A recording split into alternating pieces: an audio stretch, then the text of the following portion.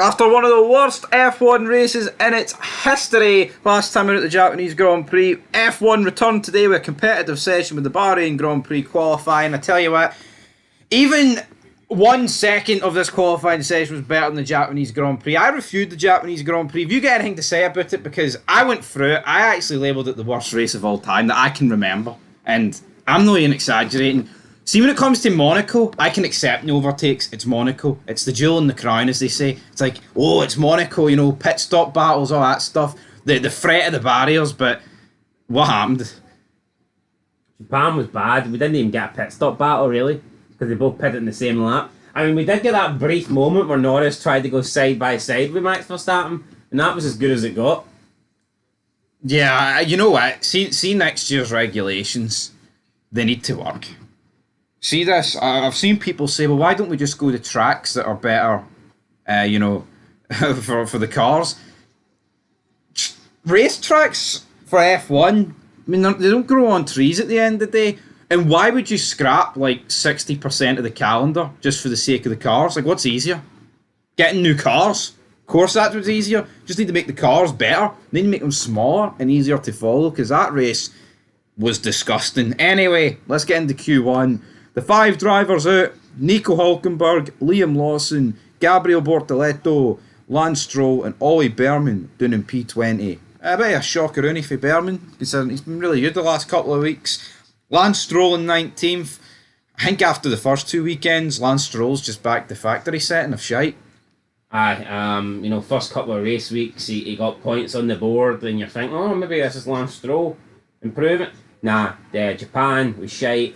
This week he's been shite, and it does sum up the Aston Martin car, because I mean, Alonso today knocked out, I believe, 14th, And he was celebrating. and he said, we did good today. But I don't know if it was sarcasm for Fernando, but it's no surprise that Lance Stroll is right down the bottom, because when Alonso is, you know, struggling to get into Q2, then I don't expect much for Lance Stroll. I think we're looking at a possibility that Lance Stroll outscores Alonso this season, because I don't see how points are coming to this Aston Martin.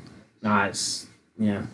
But what they need to do is just focus on next season, not, here Adrian Newey, can you help us with a few upgrades for like the remaining 10 races? What's the fucking point? All out for next year. That's what Aston Martin need to do. Into Q2, Doohan 11th, Hadjar 12th, Alonso 13th, Ocon 14th, and Albon 15th. Hulkenberg did get a penalty, that's why he's down in 16th and it promoted it. Alonso, Ocon, and Albon, Ocon, he crashed out.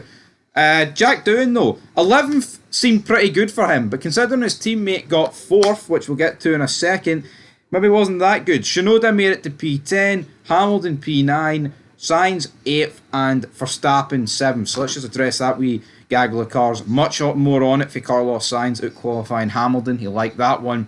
Verstappen 7th, Tsunoda 10th. That's where Tsunoda needs to be. He can't be down in 20th and Verstappen's getting pole. No, I mean, I thought it was a better session for Tsunoda. And it's a problem for Red Bull. I mean, how do you get pole last weekend and now you look fucking nowhere near it? Both Mercedes, who qualified 2nd and 4th, have got grid penalties due to what they did in Q2, which was leave under a red flag. 1 place, so that leaves the top 6 in this order: Piastri, Leclerc, Russell, Gasly, Antonelli, Lando Norris. I tweeted it about Lando Norris. I don't think the guy has got what it takes to win a championship. I think he just lacks a cutting edge. Well, he'll have a good chance this year. No, he will, and I think this might be his only chance. It's like Jenson Button. I feel like this could be his only year. I think Norris is good. I think on his day he can be one of the best. But this is happening all too often. Jenson Button was better than Norris, I think. No, I would agree, but I just think during that period of F1, the overall, I think the calibre was better. The drivers. No, I mean, it probably was.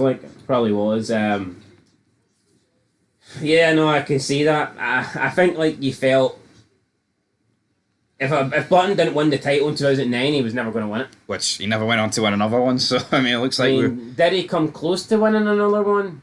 I mean, he was close enough in 2010, but, I mean, it wasn't close. He got to the penultimate race with a chance. Yeah. Albeit not a realistic chance. Other than that, though, that's about as good as it got. He did finish. Did he not finish 2nd in 2011? I think a distant 2nd, yeah. Though. But I mean, that was a pretty decent season for Button. But I just think Lando Norris... Not going to blame him for what he done at McLaren, because, I mean, in the later days, because... And I think that... No, but... I think that... Shite. Yeah, it was shite. But I think the problem with F1 is there's been so many periods of dominance. Vettel, Hamilton, Verstappen. You've had these guys that are, you know, on the verge. You think they're going to become top drivers. And you think, oh, if they had a dominant car, they'd deliver. And... I mean, here he is with... I mean, it's not as dominant, right, as the Mercedes of, like, the 2014, 15, 16, but there's a decent advantage, I'd say, in the McLaren, and he's qualified sixth behind an Alpine. You know, Norris is a good driver, but he doesn't stand out as an exceptional driver. It's like, you can say what you want about Max Verstappen, oh, he was lucky he went to Red Bull, but if he didn't go to Red Bull, another top team would have hired Verstappen, because he clearly had it.